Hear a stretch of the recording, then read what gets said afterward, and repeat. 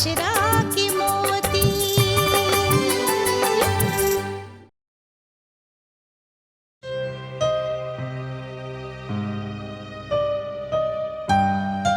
आप यहीं रुकी, हम खुशबू से अकेले में कुछ बात करना चाहते हैं।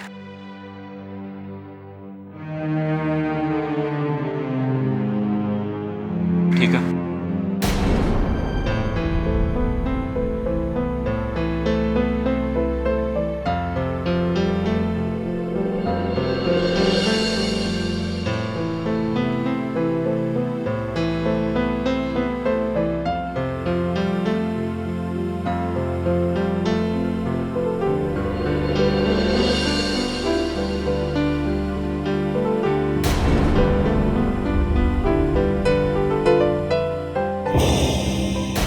आप यहाँ भी? खुशबू, एक मिनट, तू हमार बात सुना। फिर तो के जौन करे खोए, हम तो के मना ना करब।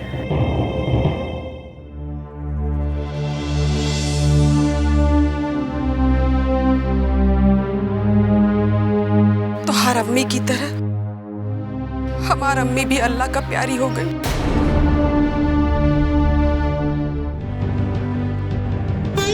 और जब हम तो उसे छोड़ रहे तो हमारा अब्बू जान भी चल बसले और हम अनाथ हो गए।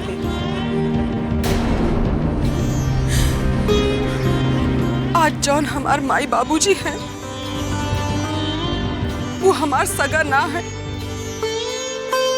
वो हमार सौतेला माई बाबूजी हैं।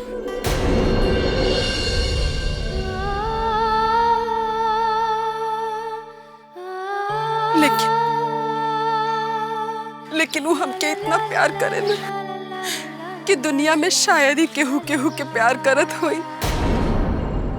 हमके ये एहसास भी ना होला कि हम उनकर बेटी ना है।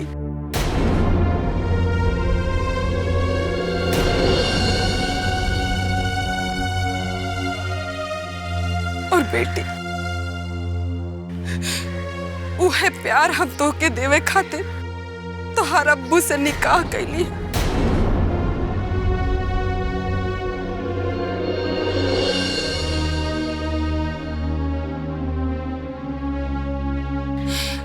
लेकिन ना जाने के तोहरे जहन में जहर भर दे ले बा कि सौतेली अम्मी बहुत बुरी होली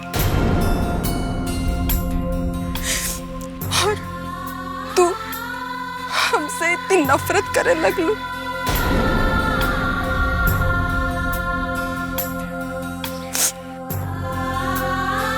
बेटी, जितना तोहार अब्बू तोहार दादी तोहसे प्यार करे उतना हम तोहसे प्यार करीला। और तोहार खुशी चाहिला, लेकिन तोहके लागत है कि हम जबरदस्ती तोहार अम्मी बने की कोशिश करत है।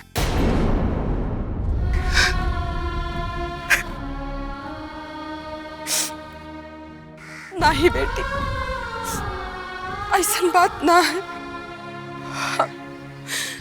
हम अपनी ममता के आंचल में तो के ढके चाहते और तो के ये एहसास दिलावे चाहते कि सौतेली अम्मी सगी अम्मी से ज्यादा प्यार करेली। लेकिन अफसोस हमार बदकिस्मती कि तू हमके एक मौका भी ना देलू। बेटी, हम तोहरे अब्बू से तोहरे घर से इसलिए दूर चल गईली कि तू खुश रहा। लेकिन बेटी, तू चिंता मत करा, जब तक तू ना चाह तब तक हम ये घर में वापस ना आए। और तो के ये होटल छोड़ के जाए की जरूरत नहीं बा। ये होटल छोड़ के हम चल जाए, हम जाते हैं।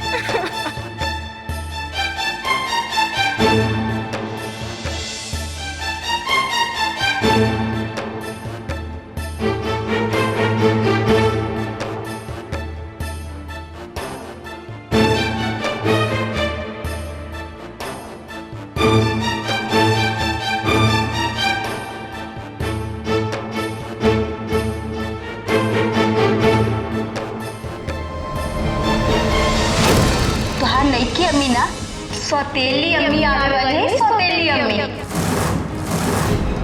आपन और सौतेली अम्मी में जमीन आसमान के फर्क होला।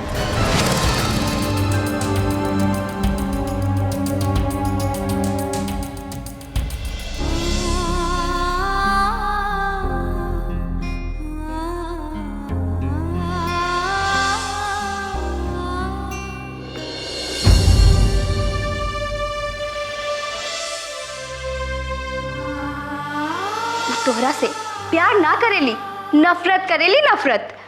धीरे धीरे तोहार अब्बू के भी तो से दूर कर दी।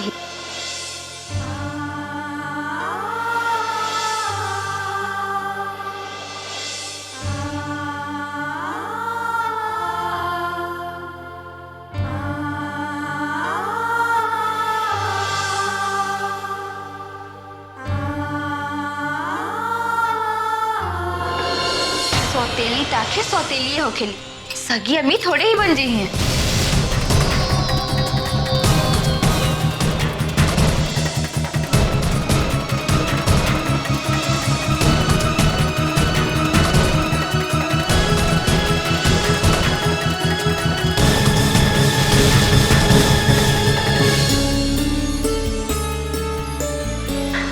अल्लाह झूठ ना बुलावे। देखा बेटी, बकरा के हलाल करे के पहले ओके नहलावल जाला, धुलावल जाला, ओके खूब खिला पिला के मोटा कइल जाला, और फिर खट्टा।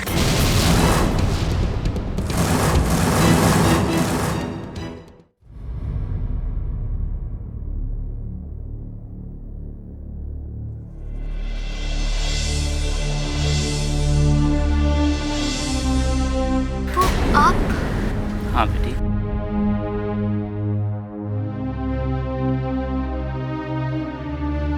खुशबू बेटी, अगर कल नरगिस ना होती तो न जाने हमार का हालत भइल होती।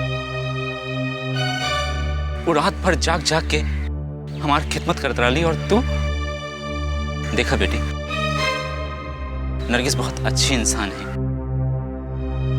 और तू ओकर शुक्रिया अदा करे के बजाय ओकर दिल दुखा दे लू। काहे बेटी, एक ठीक है बोला, आज तू अपने अब्बू के शर्मिंदा कर दे लो, रात में जाके ओकरा से मदद मांग लू, और बहुत सवेर बस बेरुखी दिखा दे लो। तू ठीक कह लो बोला। खुशबू बेटी, आज तक हम तो हर जिद पूरा कर ली। तू ना चाहत रहलू कि नरगिस घर में रहे, तो घर छोड़ के चढ़ देली। बेटी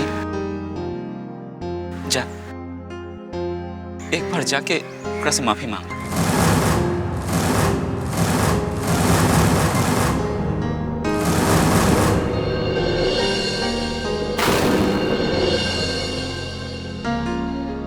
हाँ बेटी, का बेटी तू नरगिस के एक बार शुक्रिया भी ना अदा कर सकेलू, जे तोहार अब्बू के बुरा वक्त पर मदद कैले। बोला बेटी, एक बार अब्बू के खातिर जाके कर शुक्रिया अदा करता, माफी मांग लो उसे, और एक दिन के वास्ते ओकरा अपने साथे घूमे का मौका देता, ताकि तू ओकरा के जान सके, परख सके कि सच में वो उतना बुरी बा जितना तू सोचत हो। बोला बेटी। बेटी, तोरे क्लास में भी बिना परीक्षा के तो के पास और फेल ना कल जाला, तो तू नरगिस के बिना परीक्षा के फेल कर दे लू। काहे बेटी, बोला ना। देखा बेटी, एक बार अपने अब्बू के वास्ते जा और जाके नरगिस से माफी मांग ले, उनका शुक्रिया अदा करा। बोला। करबू ना? करबू ना अपने अब्बू के वास्ते?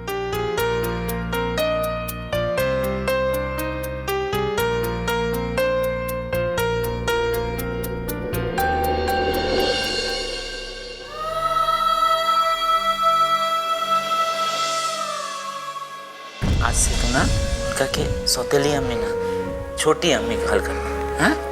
ठीक है? हम ना बोलब छोटी अम्मी, वो हमार सौतेली अम्मी है।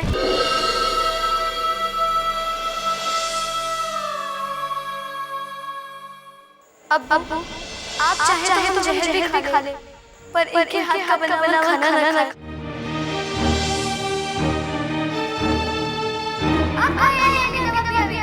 जरूर इन्हें भी जहर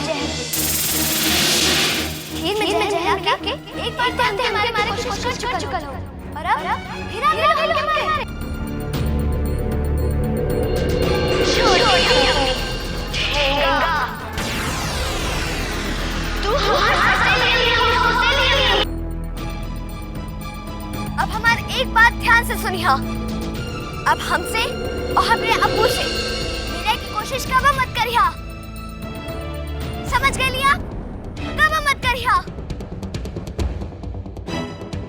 आप हमारी मदद कर सकेली? अरे इनमें पूछे के का जरूरत बा, चला।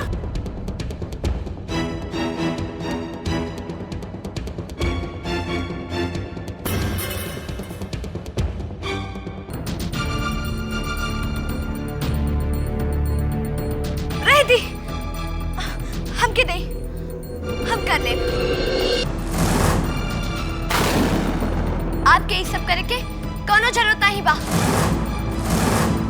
आप जाए वहां दूर जाके बैठी। बताई हमके पानी दी। जाइए आप।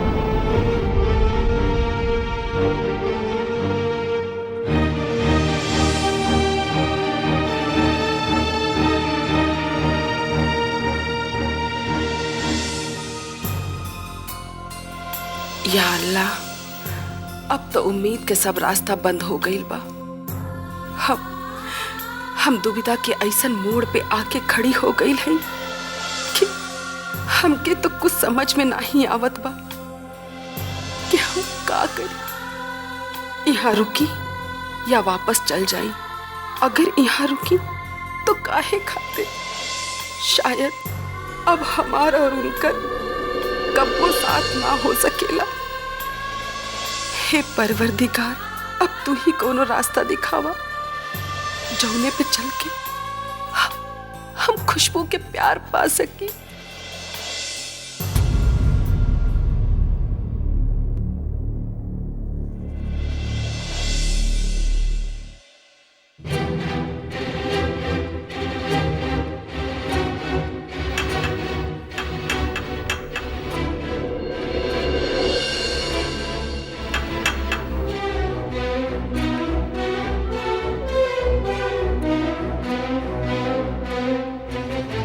अरे खुशबू, तू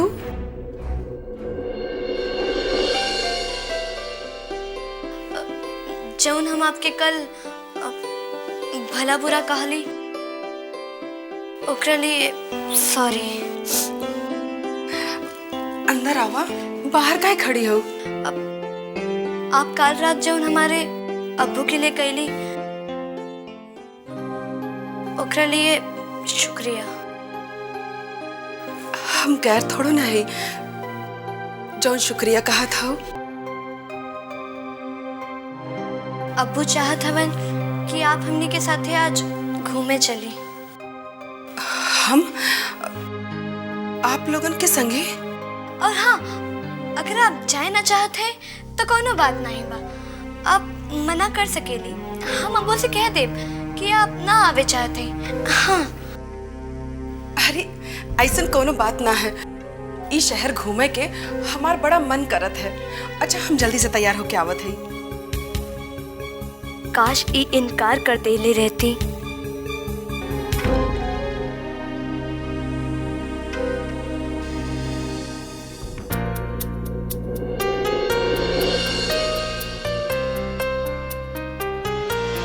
या अल्लाह, तो हर लाख लाख शुक्रिया।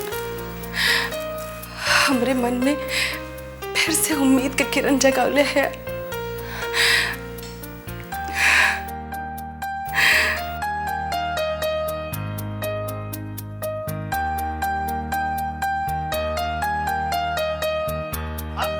आइए सर, आइए सर। आज मैं बिहार शरीफ जाना है। बैठिए ना, हम आपको ले चलते हैं। लेकिन केहू और भी जाई साथ में आज।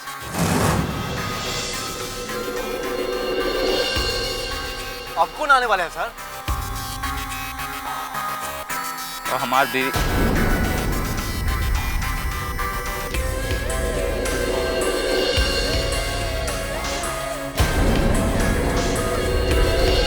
केहू मेहमान आवे वाला बा।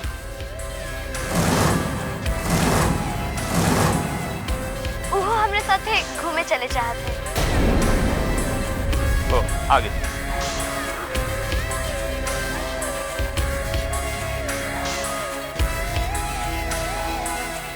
आइए मैडम, बैठिए बैठिए बैठिए गाड़ी।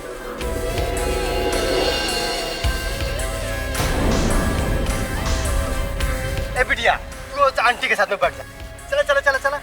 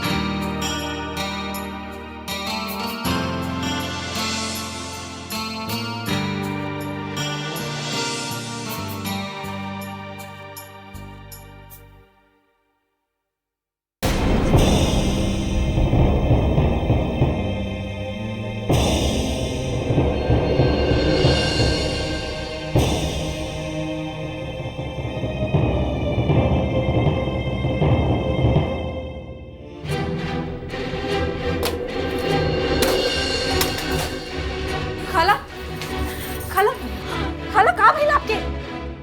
खाला, खाला, चलिए कि बिस्तर पे आराम करिए। चलिए अपने कमरे में।